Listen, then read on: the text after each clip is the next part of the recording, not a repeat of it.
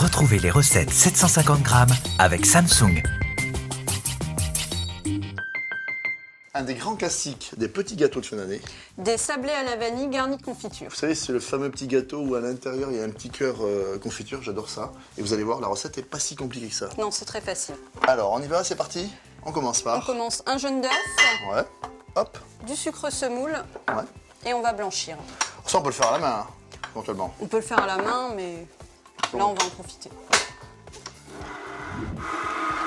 Voilà, c'est bien mélangé. On fait quoi maintenant? On va rajouter la farine. Ouais.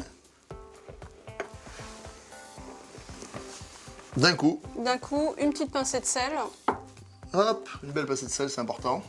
et le beurre qu'on a sorti du réfrigérateur un peu avant pour qu'il soit mou. D'accord. Pendant ce temps-là, moi, j'ouvre une gousse de vanille.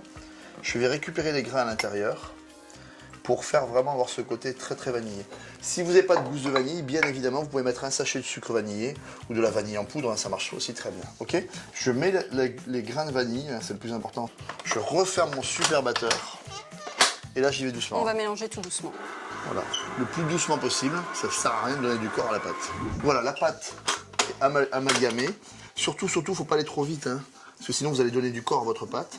Et on a une vraie consistance pâte à tarte. Hein. Oui, ça ressemble un peu à une pâte brisée. Hein. Voilà, exactement, ok.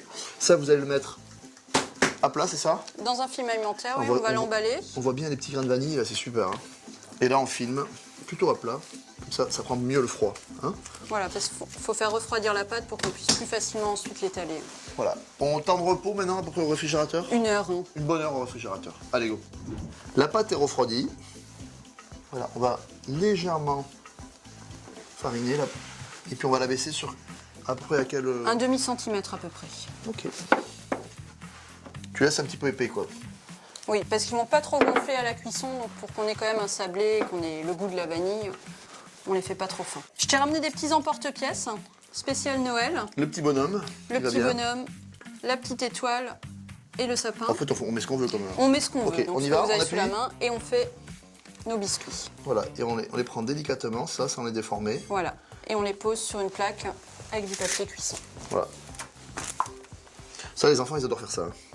Les restes, vous les réamalgamez, vous refaites une boule, et après vous remettez au frigo, vous les réétalez parce qu'on va rien gâcher. Hein. Ok?